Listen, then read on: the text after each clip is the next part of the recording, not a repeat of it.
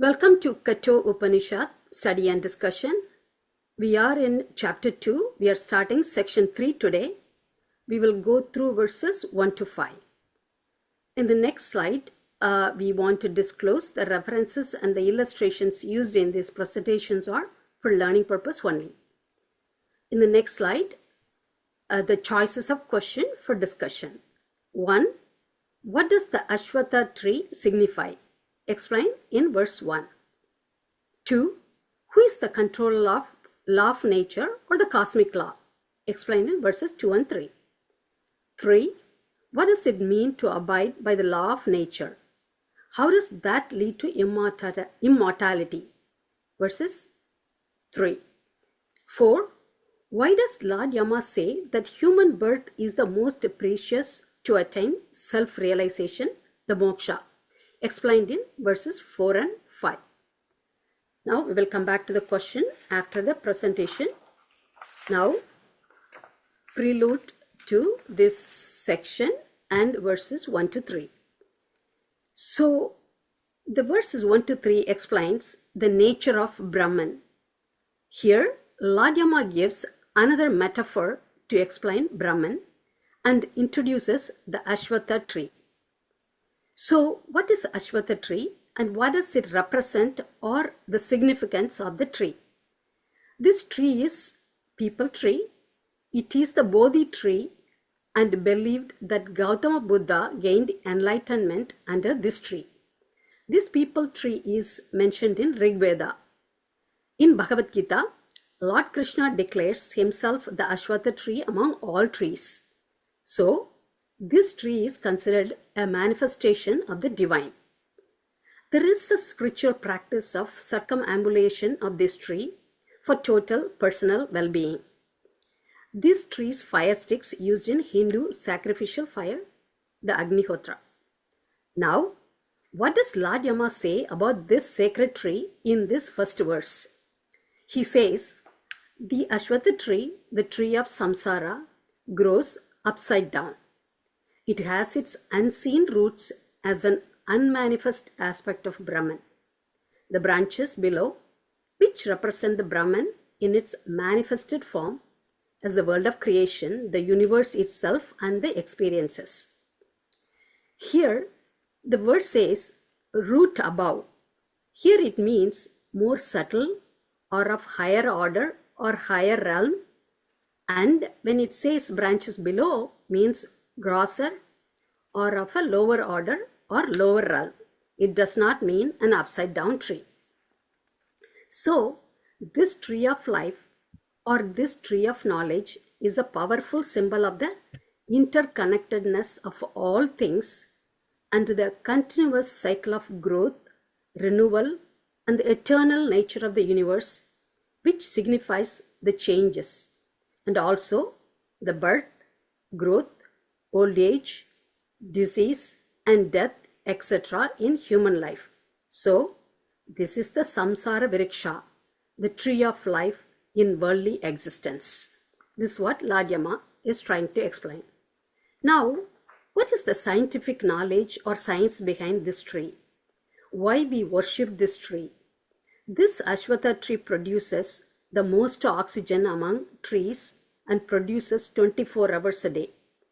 According to the science of Ayurveda, every part of this tree has several medicinal benefits and used to cure many diseases. Thus, to protect this life-enriching tree, we relate it to God and worship it like God. So, now I'll hand over to Ranjini. She'll add further and take us to the verse. Thank you, Val. So this image of the Asvatha tree comes for the first time in the Upanishad. And it is mentioned, like as Val said, earlier in the Rig Veda. So there's at least 3 that you can trace. First, in the Rig Veda, where this image of this upside down tree is used to depict the tree of life or samsara. Then it's picked up in the Katha Upanishad, and then again in the 15th chapter of the Bhagavad Gita. For those of you who have read the Gita, Krishna compares himself to the Asvatha tree. So this is quite a common metaphor and quite a confusing one if you take it quite literally and think about it as an upside down tree. So let's see how the Katha Upanishad, how Yama talks about this Asvatha tree, and then we can start to understand it a little bit better. So the tree of samsara.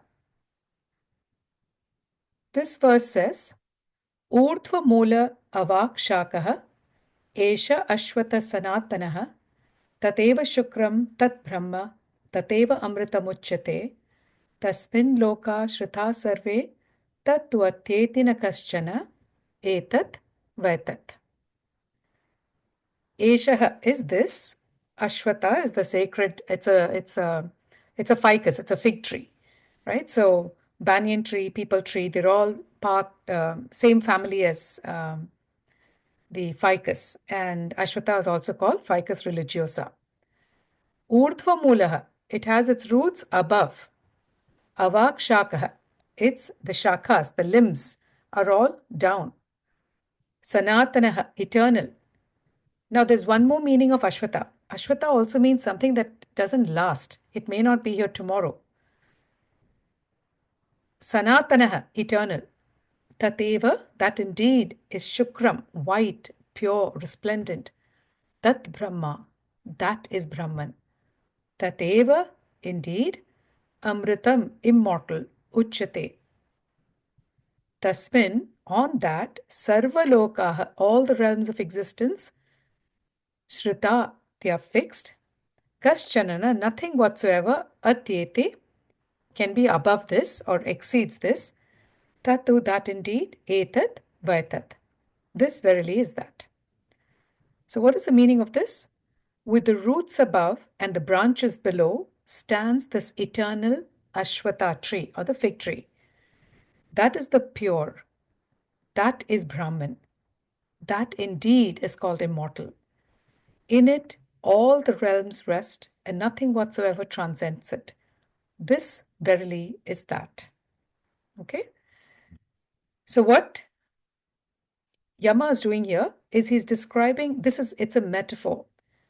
The roots are the ones that sustain the branches of the tree. From a seed that's planted in the ground, the roots develop, the shoot pushes upwards, and then you've got the leaves and the branches. Here Yama says, the roots are the source. The roots are the Brahman.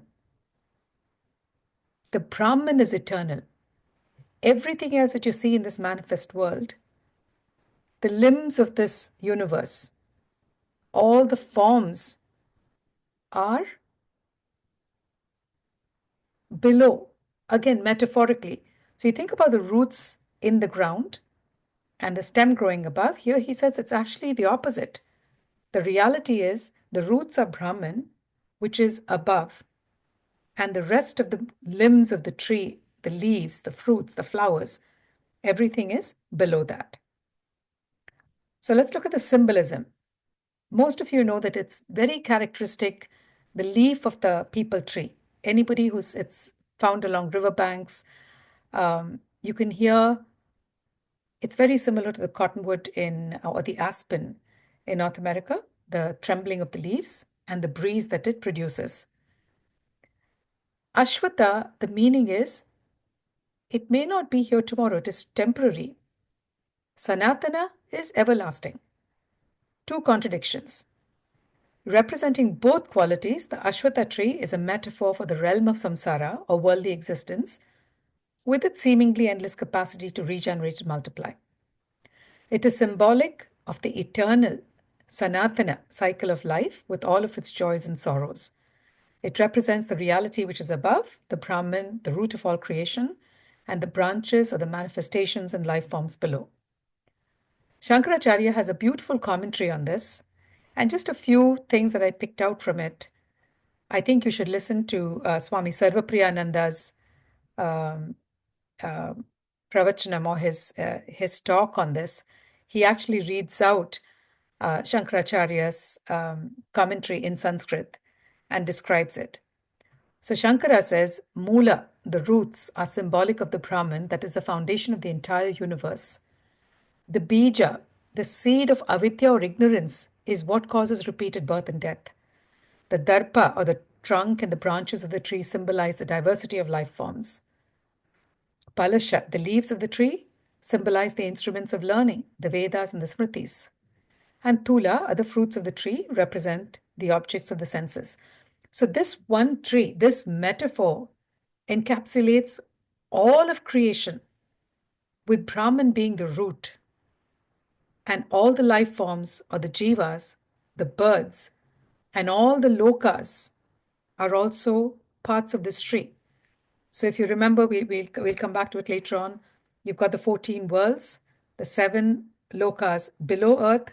Earth is the first, and then you've got 6 above it. So you've got the 7 heavens, and then you've got the 7 hells, but it's actually dimensions of experience. We can create hell on Earth, but Earth is considered the first of the heavens. All these are part of the samsara, the tree of life. Tadeva Shukram Tad Brahma Tadevamritamuchyate. This world that we see is actually the appearance of the immortal purity, as God Himself is this universe. Tasmin Loka Shrita Sarve.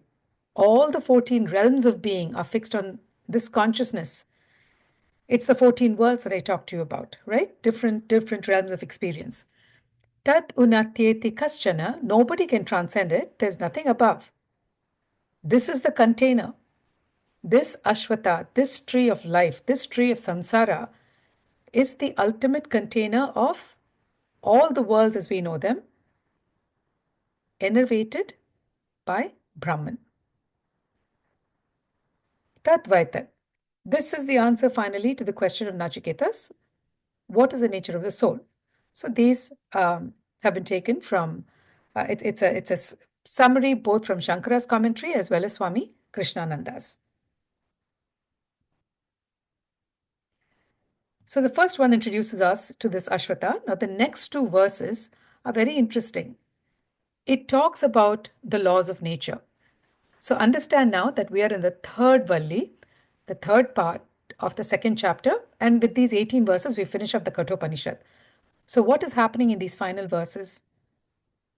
Yama is bringing it home, right? A lot of it may seem to be repetitive, but like any good teacher, he comes back and he says, okay, let us remind ourselves of who Brahman is. How do you find Brahman? And then the philosophy of this. What are the fruits of it? These next 2 verses are very interesting in how they depict the nature of Brahman.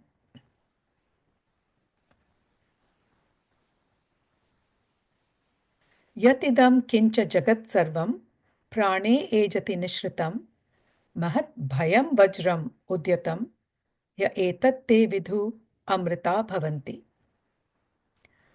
Yat idam kinchat jagat sarvam. All this universe that there is, this entire universe, prane, prana, the supreme Brahman is the prana of this universe. Nishritam sat, having emerged.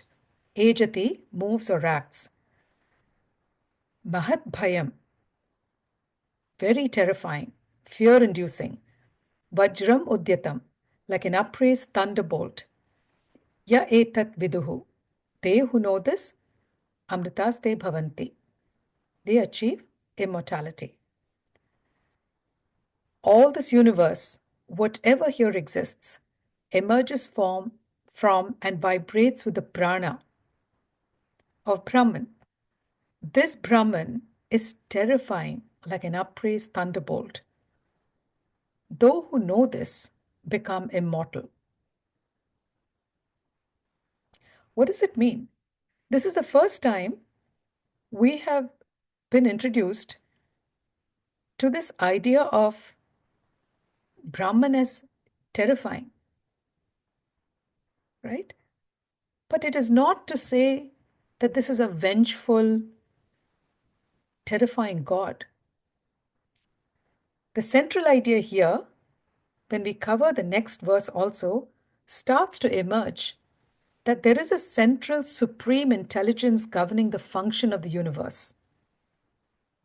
This idea of Brahman as terrifying, upholding a thunderbolt, is the fact that everything in this universe functions according to this law. So when Val talked about the laws of nature, this is what this verse is referring to, and it becomes clearer in the next one. It talks about this order in the cosmos.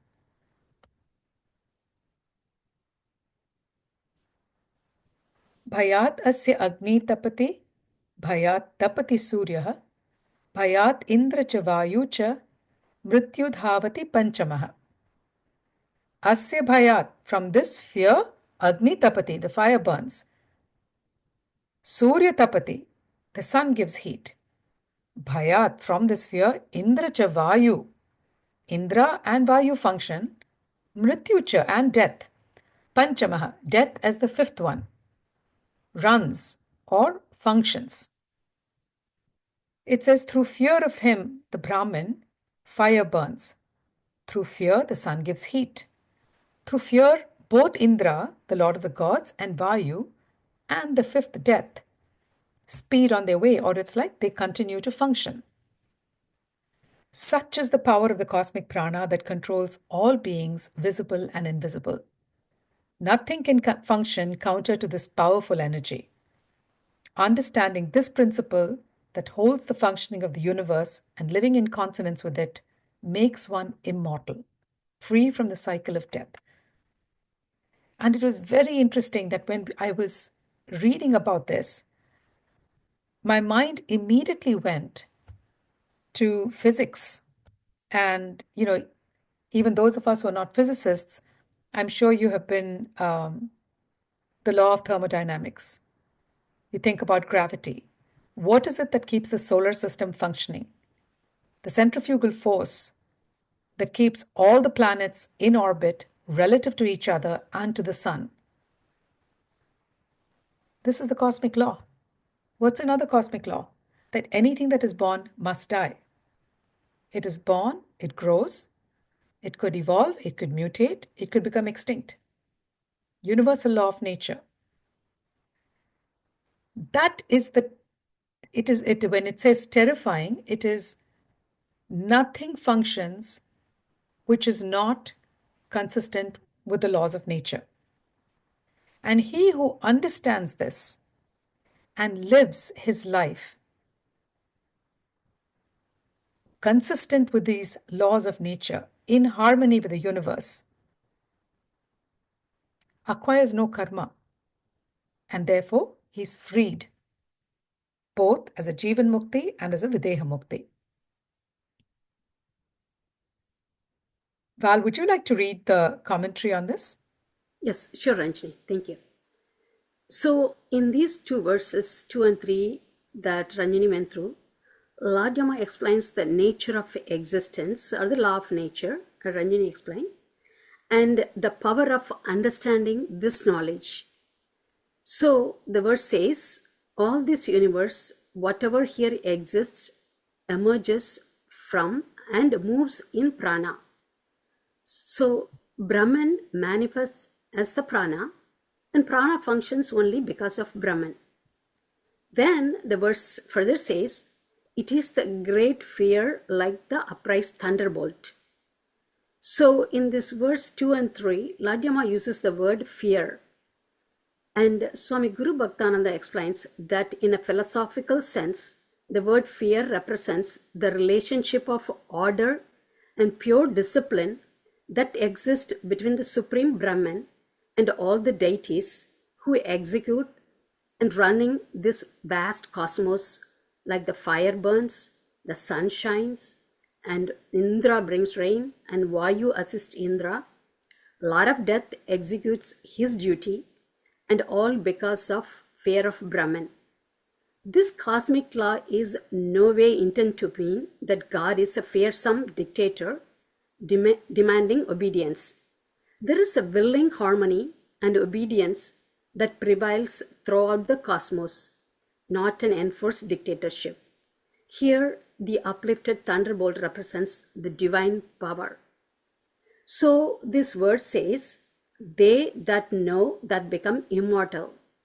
Lord Yama emphasizes the source of all existence, the Brahman, the power of prana, and transcending the fear of death, and attaining immortality.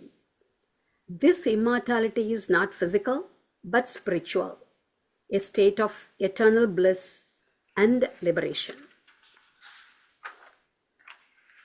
So now, Lord Yama explains the nature of Brahman in the first three verses with the Asvatha tree, the cosmic law of nature to maintain this universe. Now in verse 4, Lord Yama explains the attributes to realize that Brahman by emphasizing the value of human birth. As illustrated on the right, according to scriptures, there are 8.4 million species of living beings. To get a human birth is rare. The human birth is the bridge to cross the wheel of life and death, the samsara. If a person knows this truth in this human birth, the person will be released from this samsara before dying and is known as Jivan Mukta. If the person misses this opportunity, will be born again. So that's what explained in the next verse, and Ranjani will take us to. Thank you, Val.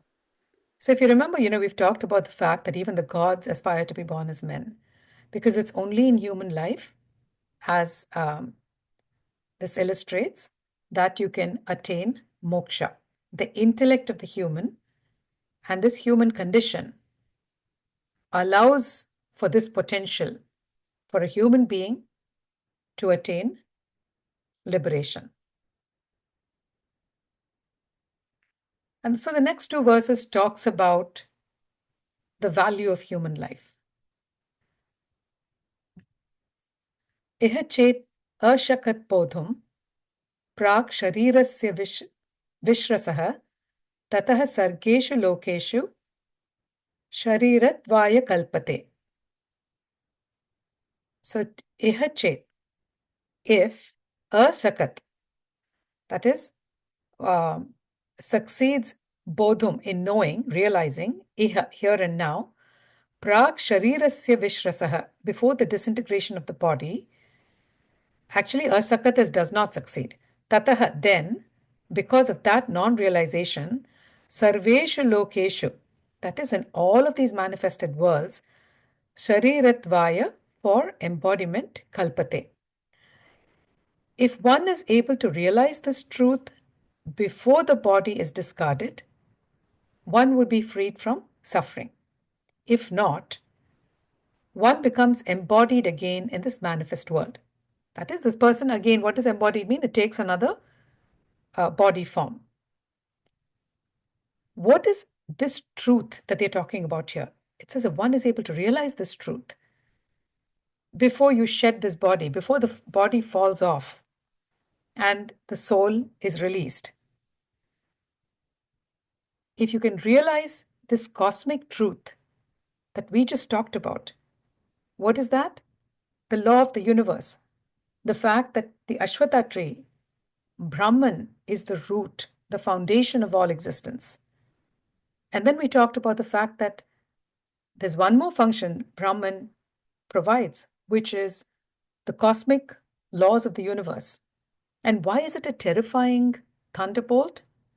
Because it is terrifying to think of what happens if this cosmic law breaks down. If this cosmic law breaks down, there is going to be pralaya, or complete annihilation. That is the terrifying part of it. It is not that Brahman is terrifying, but what is terrifying is the thought that these cosmic laws are not followed, right? Or they could go awry. And realizing this cosmic truth, says this verse frees one from karma. Because when you understand the way the universe works, when you understand the cosmic laws that govern the universe, that bind us to this life, to each other, to our community, once we understand the purpose of human existence, you begin to free yourself from accumulating karma. And if you don't realize it, you will continue to accumulate karma. You will continue to try and work counter to the laws of the universe, work counter to the cosmic laws, accumulate more and more karma, and you continue to be trapped in the cycle of birth and death. So Lord Yama explains whether this knowledge can be acquired in any loka other than earth. Remember I said even the gods aspire to be born as men? He says that this knowledge can be acquired in other lokas too, though the knowledge acquired in the Manushya loka is clearer than anywhere else. Therefore, the human birth is the best for self-knowledge. The relationship between the soul, the self, and the universal self is described in this next verse. Using 4 analogies, this verse stresses the great value of a human birth, which is so hard to obtain. The purpose of life is to realize Brahman, and the way to do that is by purifying the mind, so that it appears like a polished mirror reflecting all things, but not reflecting the taint that it has. So, the illustration on the right shows these 14 worlds, these realms that are all housed in this tree of samsara. And as I said, Bhuloka, our earth, is number 7. It is the lowest of the heavens. So this is actually what we're experiencing is a good experience, right? You could go up, you could continue progressing up towards the lokas, but the highest is Satyaloka or Brahmaloka. And you could also fall below it from a perspective of experience. So if a human soul has the potential to go from Bhuloka, where we are, to all these higher worlds, and can also come down to the lower worlds, why are they saying that Manushya Loka, this earth, is where you have the greatest opportunity to shed your karma and gain self-realization? Let's see what the verse says. यथा आदर्शे तथा आत्मानि यथा स्वप्ने तथा पितृलोके यथा अप्सु परि इव ददृशे तथा गंधर्वलोके छाया तपयो इव ब्रह्मलोके. Yatha, as, adarshe, adarsha means a mirror, tatha atmani, similarly the self, yatha swapne, as in a dream, tatha pitraloke, similarly in the realms of the ancestors, yatha apshu, as a reflection in water, pariva dadrishe, appears to be without, it's a muddy, the reflection in the water is not very clear, hazy. Tatha gandharvaloke, similarly in the realm of the Gandharvas, chaya tapayoha eva, like shade and light in the Brahmaloka. As in a mirror, so is Brahman seen in one's self. So just like you look in the mirror and you have a very clear image of yourself, so also can the Brahman be seen in one's self. When you go to the world of the ancestors, you can get the essence of Brahman as in a dream. In the dream, you've got a vague sense of the memory of Brahman, but it doesn't feel real. You can't quite grasp it. You may remember bits and pieces when you wake up. So achieving Brahman in the Pitruloka, the words of the ancestors, is like a dream. As seen as a reflection in water, so in the world of the Gandharvas. So the world of the Gandharvas are those 6 worlds above us. Even in those worlds, says Yama, seeing the Brahman is like seeing the image of something in turbulent waters. It's a distortion, right? A reflection in water, unless it's a very still, very clear lake. Most waters shaky, turbulent.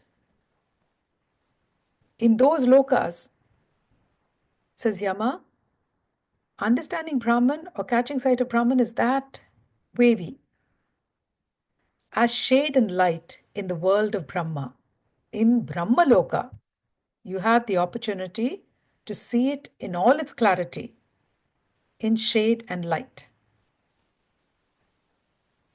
So, Look at the mirror. The human intellect, the metaphor of the mirror is like the human intellect. Perfect clarity is possible if the mind is well trained. The mind is like a mirror which is covered with dust. If the mind is made pure and clear through the removal of this mental dirt, what is the mental dirt? Selfishness, desires, ego, anger, greed. Once all that calms down, then the true nature of Brahman is realized. Right? What is the first thing you learn in the Yoga Sutras? That yoga is to calm the fluctuations of the mind. It's a process of cleaning your intellect to be able to perceive Brahman. What about dreams? Pitruloka, the low clarity. In the region of the departed ancestors who are still entangled in the enjoyment of merit, Brahman can only be seen as an indistinct reminiscence, like a remembrance of dreams. So Pitruloka is where the soul goes after death, but it is still carries with it the samskaras, the unfulfilled desires of a previous life. And so in the Pitruloka, the world of the ancestors, which is considered quite blessed, it's an upward movement. But even over there, all these memories of this life continue. And so Brahman is quite elusive. It's like, you've seen an image in a dream and you can't quite grasp it. Now, this is not true of somebody who's a Jivan Mukti, who has achieved it. That person has a different ascent altogether. This is for people, ordinary people who have not quite realized their self. For them, when they ascend to Pitruloka because of all their karmic good deeds, it is Brahman is still out of reach. Water. Then you've done a lot of good deeds in your life and you progress to a higher level where the Gandharvas, the celestial beings, associated with music and dance and pleasure. And over there, it's still medium clarity. In this higher world, beings who live in the fathomless spaces of air, Brahman can be seen like a reflection in turbulent waters. Now, why is that? Because these Gandharvas are still enjoying the merits of their good karma on earth. It's sattvic. It is not rajasic. It is a sattvic energy that these Gandharvas have. But even that sattvic energy has an attachment to music and dance and, sensual pleasures. So even there, they're a little bit closer to Brahman, but it's still like looking at the image. It is still quite hazy. And where does it come into much greater clarity? Like the sunrise on the right, rising over misty fields. In Brahmaloka, you get very high clarity. There may be mists below, there may be fog below, but in Brahmaloka, the vision of Brahman is very clear. But that realm is extremely hard to reach, requiring severe practice of penances, meditation, all of that. That's where you see it in perfect clarity. And therefore, if you look at this hierarchy, it's in the human existence and the human mind that you have the opportunity to clean that mind, to clean that intellect. This is where you have the maximum potential to achieve self-realization, right? So not even in all the other 7 worlds, because in all those 7 worlds, even if you go up, you have to come back. And you're born again as a human.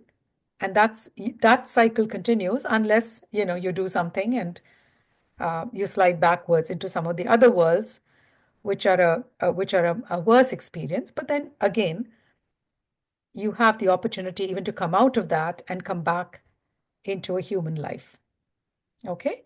So this is why Yama says it's in the human existence, Manusha Loka, that you've got this buddhi that can be clarified to realize Brahman. All right. So we'll stop there. So let's come back to the questions and the discussion. So we talked a lot about the Asvatha tree, right? So remember, in this part, Yama is bringing it all home. and he's describing this tree of samsara, samsara vriksha, the Asvatha. What does it signify? Who is the controller of the laws of nature? He's describing Brahman as the upholder of this cosmic laws of nature. What is that? And what does it mean to abide by the laws of nature? How does that lead to immortality? We've talked about it from a macrocosmic perspective in the solar system, the laws of physics. But what about at an individual level? What does it mean to live in harmony with the laws of nature? And then what we just talked about, why does Lord Yama say that human birth is the most precious to attain self-realization? Okay, so these are just, again, as I said, a starting point for our discussion. And with that, let me pause the recording here.